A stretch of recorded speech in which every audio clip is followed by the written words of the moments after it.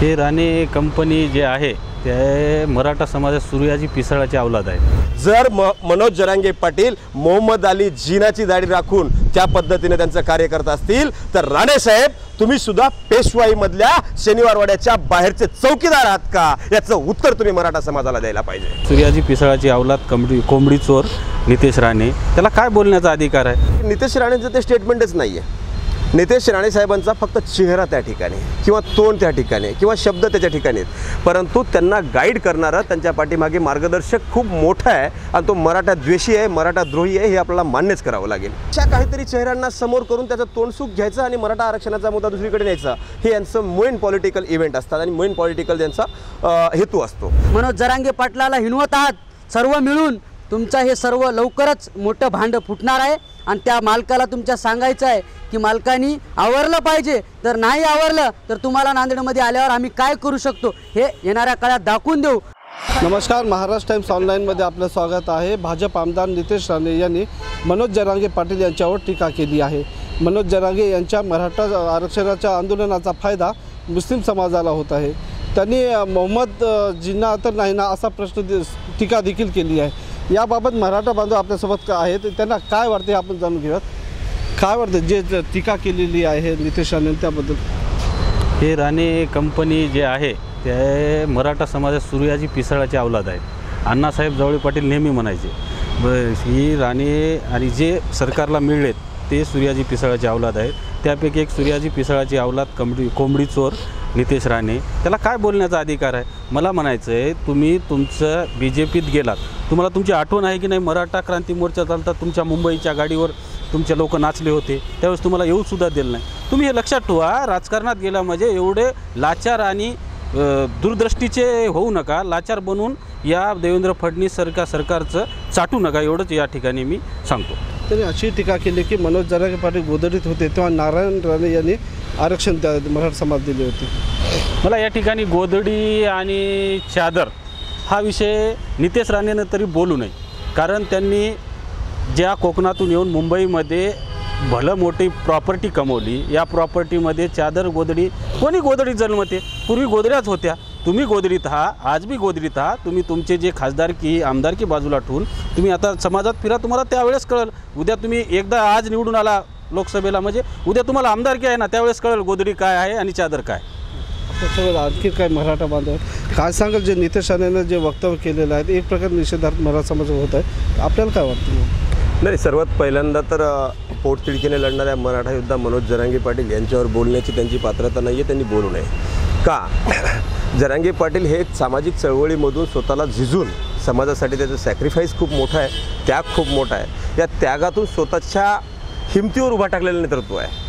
आणि नितेश राणे साहेब हे माजी मुख्यमंत्र्याचा आणि खूप मोठ्या नेत्यांचा पुत्र म्हणून त्या घरामध्ये जन्माला आले आहेत, त्याच्यामुळे त्यांची आणि त्यांच्यासोबत तुलना करणं हे कितपत योग्य नाही आहे, मला तरी असं वाटतं। दुसरी गोष्ट, तुम्ही ज्या पद्धतीनं म्हणतात की नितेश राणेने हे स्टेटमेंट केलं आहे, मी तर एक मराठा समाज म्हणून किंवा मराठा आंदोलक म्हणून असं म्हणेल की नितेश राणेंचं ते स्टेटमेंटच नाही आहे।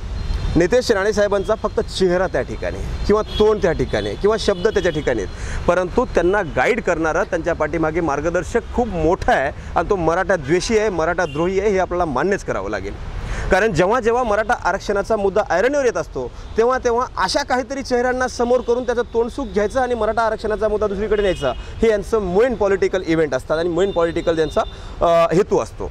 तो हेतू राणे साहेबांच्या माध्यमातून हा देवेंद्र फडणवीस साहेब हे साध्य करतायत असं आम्हाला या ठिकाणी म्हणायचं। इतर नेतेही जरांगे पाटलावर विरोध करत आहेत, त्यांच्या विरोधात वक्तव्य करत आहेत, त्यांच्याबद्दल काय वाटतं? नाही, माझं तर असं म्हणणं आहे की हे सगळं म्हणजे बांधून हे सगळं ठरवून षडयंत्र करण्याचं हे राजकीय पुढाऱ्यांचं जेव्हा जेव्हा मराठा आरक्षणाचा मुद्दा ऐरणीवर आला किंवा समाजाच्या पदरामध्ये काही ना काहीतरी भेटायचं असं ठरलं की तेव्हा ते राजकीय पुढारी कोणाला तरी समोर करतात। मग ते लाडसाहेब असतील, मग ते दरेकर असतील, आज नितेश राणे असतील, उद्या अजून कोणी उठल। आता विरोधी पक्षासोबत त्यांनी सत्ताधारी पक्षातल्या मित्र पक्षांच्या प्रमुख नेत्यांना सुद्धा त्यांनी पकडलेलं आहे आणि त्यांच्या माध्यमातून हे तोंडसुख घेण्याचा प्रयत्न करतायत। परंतु माग काळजी करू नका, मराठा हा खंबीर आहे आणि त्यातल्या त्यात मराठा योद्धा मनोज जरांगे पाटील तर त्यांच्याहून खंबीर आहे। मला या ठिकाणी नितेश राणे साहेबांना जास्त बोलायचं नाही आहे, परंतु एवढी आठवण करून द्यायची आहे ज्या पद्धतीनं राणे साहेब, तुम्ही म्हणताय की राणे साहेबांनी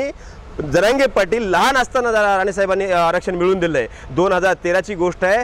तुम्ही लक्षात घ्या, निवडणुकीच्या पुढे कुठलाही आयोग, कुठलीही समिती गठीत न करता एक राणे समिती आली, विभागीय स्तरावर बसली आणि राज्यातल्या विभागीय स्तरावर बसून मराठा समाजाचा अहवाल मागितला आणि त्याच्यातून 16% आरक्षण देण्यात आलं. मग राणेसाहेब, तुम्हाला आमचा एक मराठा म्हणून सवाल आहे की तुम्ही दिलेलं 16% आरक्षण तुम्ही टिकून का दाखवलं नाही?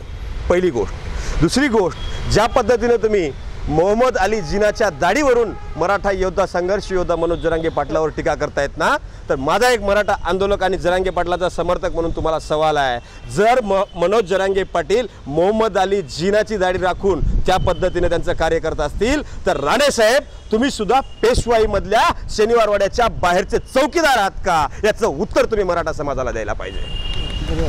आपल्यासोबत आणखी काय वाटते ज्या प्रकारे त्यांनी टीका केलेली आहे, एक मराठा बांधव म्हणून तुम्हाला काय वाटतं? सर्वप्रथम त्यांनी केलेल्या गोष्टीचा मी या ठिकाणी निषेध करतो. नारायण राणे असतील, त्यांचे दोन्ही जे कोंबडी चोर मुलं असतील, त्यांना मी या ठिकाणी एक मराठा आंदोलक म्हणून या ठिकाणी जाहीर आवाहन करतो. तुम्ही असे वक्तव्य करत आहात, येणाऱ्या काळामध्ये तुम्हाला मराठा समाज काय आहे, तुम्हाला तुमची जागा निश्चित दाखवल आणि यानंतर सर्व मराठा समाज बांधव या ठिकाणी नितेश राणे यांना महाराष्ट्रामध्ये कुठेही फिरू देणार नाही, एवढंच आपल्या माध्यमातून. नितेश राणे यांना महाराष्ट्रात यापुढे फिरू देणार नाही अशी भूमिका मराठा बांधव घेतात. आपल्यासोबत आणखी काय एक प्रकारे ज्या प्रकारे टीका केलेली आहे जरांगे याच्यावर आणि आरक्षण जेव्हा भेटत आहे त्या प्रकारे सगळे नेते त्याच्या विरोध करत आहेत, एकंदरीत आपल्याला काय वाटतं? नितेश राणेंना मी या ठिकाणी त्या आपल्या माध्यमातून या ठिकाणी सांगू इच्छितो की त्यांनी या ठिकाणी तेल घालण्याचं काम या ठिकाणी करू नये. कारण आत्ता कुठं मराठा समाज एकत्र आलेला आहे. गेल्या 25, 30 वर्षापासून मराठा समाजाचं प्रबोधन होऊन या ठिकाणी मराठा समाजाची हक्काची जी मागणी आहे की मराठा समाजाचा ओबीसीमध्ये समावेश व्हावा. अहो, तुम्हाला माहीत होतं ना, आमच्यापेक्षा जास्त तुम्हाला माहीत होतं की 50% आरक्षणाची मर्यादा वाढवल्यावर आरक्षण टिकत नाही म्हणून. मग तुम्ही का डुप्लिकेट तुमचे जेव्हा वडील मुख्यमंत्री होते तेव्हा तुम्ही जे महाराष्ट्रभर या ठिकाणी दौरे केले आणि मराठा समाज सामाजिक आणि आर्थिकदृष्ट्या मागास आहे का हे सिद्ध करण्यासाठी तुम्ही गावोगाव जाऊन अहवाल घेतला, तेव्हा तुम्हाला का वाटलं नाही की हे फसवा आरक्षण मी माझ्या हातानं का बरं द्यावं म्हणून? म्हणजे या ठिकाणी तुम्हीच काय जिना फिना काय आहे ते तुम्हीच हा, दुसऱ्याला कोणाला जिना वगैरे म्हणायची या ठिकाणी गरज नाही. आणि मनोज जरांगे पाटीलांना तर बोलण्याची तुमची कुवत देखील नाही. 2002, 2003, इतक्या वर्षापासून 22, 23 वर्षापासून अनेक कार्यकर्ते महाराष्ट्रामध्ये मराठा आरक्षणासाठी झगडत आहेत आणि तेव्हापासूनची मागणी होती की मराठा समाजाला टिकणारं आरक्षण ओबीसीमधून भेटू शकते आणि त्याच पद्धतीनं द्या म्हणून. पण तेव्हा तुम्ही दिलं नाही, कारण तुम्हाला 20, 25 वर्ष या मराठा आरक्षण विषयाचं राजकारण कुठंतरी करायचं होतं. या मराठा आरक्षण विषयावर तुम्हाला स्वतःच्या पोळ्या भाजून घ्यावायच्या होत्या. तुम्ही या नांदेडमध्ये या, आम्ही तुमची कशी सळोपळवणूक करून सोडतो हे बघा तुम्ही. एकीकडे उपमुख्यमंत्री, मुख्यमंत्री मराठा मराठा समाज आरक्षण देण्याचे वादा करत आहेत, तर त्यातच हे जे आहेत नेते त्यांनी एक विरोध करत त्यांच्याबद्दल. या ठिकाणी सरकार हेतू परस्पर मराठा समाजाचे नेते पुढे करून समाजामध्ये दूषित वातावरण करण्याचा प्रयत्न करत आहे. सरकारलाही मी या ठिकाणी सांगू इच्छितो की तुम्ही कोणत्याही पद्धतीच्या खेळी करा, तुम्हाला तुमची जागा या ठिकाणी मराठा समाजानं लोकसभेमध्ये दाखवलेली आहे आणि येणाऱ्या विधानसभेत देखील दाखवणार आहे. येणाऱ्या विधानसभेत जागा दाखवू अशी कडक प्रतिक्रिया मराठा बांधव दिली आहे. तुम्ही काय सांगाल या वक्तव्यावर? मी सर्वप्रथम नितेश राणेचा जाहीर निषेध करतो. त्यांची अवकात नाही ते मनोज जरांगे पाटलावर बोलत आहेत. परंतु त्यांना एवढं सांगतो की तुम्ही सागर बंगल्याचे भाडेकरू आहेत हे लक्षात असू द्या. तुम्ही सागर बंगल्याचे भाडेकरू आहेत. तुमचं भाडेकरू जेव्हा संपल तेव्हा तुम्हाला मराठा समाज काय हे तुम्हाला कळणार आहे. परंतु तुम्हाला एक सांगणं आहे, तुम्ही ज्या पद्धतीनं मनोज जरांगे पाटलाला हिणवत आहात सर्व मिळून, तुमचं हे सर्व लवकरच मोठं भांडं फुटणार आहे.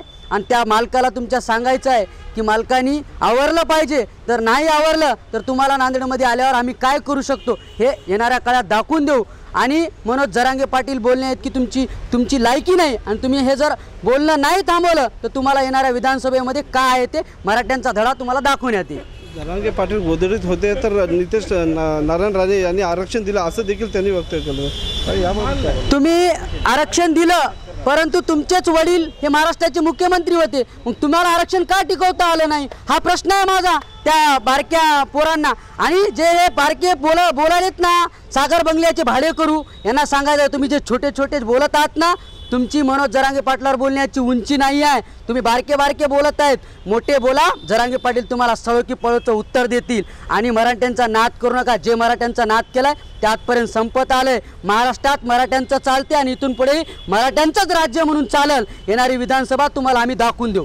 समोरची भूमिका काय असणार आरक्षणाच्या बाबत? समोरची भूमिका ही सर्वप्रथम खूप मोठी असणार आहे. आता त्या जे कोणी सागर बंगल्याचे भाडेकरू आहेत मालक, त्या मालकाला आम्हाला सांगायचं आहे की तुमचे भाडेकरूंचं लवकरच भांडं आम्ही फोडणार आहोत आणि येणारी विधानसभा तुम्हाला काय आहे ते उत्तर आम्ही त्या याच्यामधून देऊ. दुसरी गोष्ट आपल्यासोबत आणखी काही आहे, तर त्यांनी असं म्हटलं की मुस्लिमांना फायदा बसत आहे मराठा समाजाच्या आंदोलनाचा. नेमकं कितपत तथ्य आहे? असू द्या ना, मुस्लिम उद्या आम्हाला जर काही करायचं असेल तर एम कार्ड चालवायचं आहे. मराठा मुस्लिम एकत्र येतील आणि तुम्हाला दाखवून देऊ आम्ही काय करायचं ते.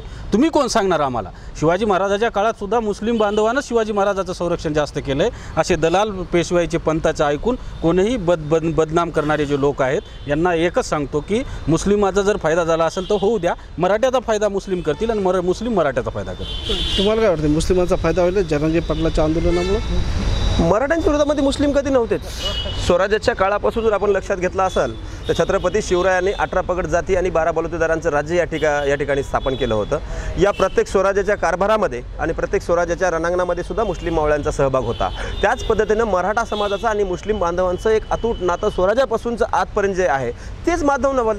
क्रांती मोर्चे असतील किंवा आता जरांगे पाटलांच्या सभा असतील, मेळावे असतील, रॅल्या असतील, प्रत्येक ठिकाणी मुस्लिमांनी आपलं दातृत्व ह्या देशाला आणि महाराष्ट्राला आणि राज्याला दाखवून दिलेलं आहे. आणि प्रत्येक ठिकाणी मुस्लिम बांधवांनी ज्या पद्धतीनं मराठा समाजाच्या खांद्याला खांदा लावून हा लढा लढण्याचं ठरवलं आहे, त्या पद्धतीनं मुस्लिम बांधवांचा मराठ्यांना आणि मराठा बांधवाचा मुस्लिमांना जर सहकार्य होत असेल, एकमेकाचा पाठिंबा होत असेल, तर यांना स्वतःची पोळी भाजण्यासाठी कुठं भेटत नसेल म्हणून मुस्लिम विरोधी कमेंट करण्यासाठी मराठा आणि मुस्लिमांमध्ये फूट पडायची आणि आपलं राजकारण किंवा आपलं जे काय आहे ते इलेक्शन निवडणुका त्या भरोश्यावर लढायच्या आणि स्वतःच्या पोळ्या भाजून घ्यायच्या, हे यांचं उद्दिष्ट आहे. समोरचा संघर्ष कसा असणार? ज्या पद्धतीने जरांगे पाटलांनी मागील 11 महिन्यापासून हा आंदोलनाचा लढा उभा केला, तीव्र केला, या आंदोलनातून मराठा समाजाला कुठंतरी यश मिळवून दिलं जरांगे पाटलांनी. हे सगळं काही त्यांच्या देखरेखीखाली आणि त्यांच्या मार्गदर्शनाखाली झाले.